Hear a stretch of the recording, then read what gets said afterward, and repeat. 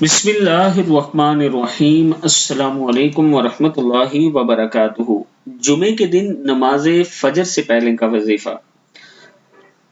वजीफा सुनने से पहले मैं दुआ कर रहा हूँ, आपने मेरे साथ आमीन जरूर बोलना है। अल्लाह ताला के हुजूर दुआ है कि अल्लाह ताला हमारे जितने बीमार हैं उन तमाम लोगों को शिफा अता फरमाए, और जो लोग फौत हो चुके हैं, खास तौर पर जिसके वालिदैन फौत हो चुके हैं, अल्लाह ताला उन्हें जन्नतुल फिरदौस में जगह अता फरमाए और अल्लाह ताला हमारे रिज्क में बरकत अता फरमाए, आमीन।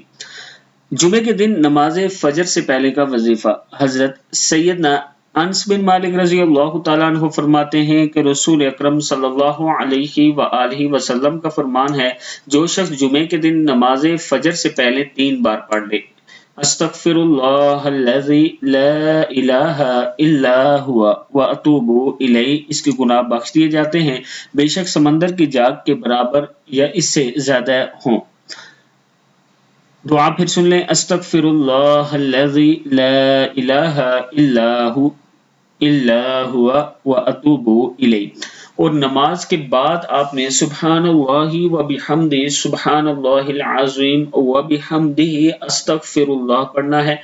जब आप ये दुआ पढ़ते हैं तो अल्लाह ताला आपके रिज़्क में इज़ाफ़ा फरमाता है, और रिज़्क के इज़ाफ़े के लिए इससे बेहतरीन दुआ कोई नहीं है कि जब सूरज तुलू हो रहा हो या नमाज़ फजर के बाद आप सुब्हानल्लाहि व बिहम्दिही सुब्हानल्लाहिल अज़ीम व बिहम्दिही अस्तगफिरुल्लाह पढ़ लें 100 मरतबा। आप रूटीन बनाएं, अल्लाह ताला का खास करम होगा।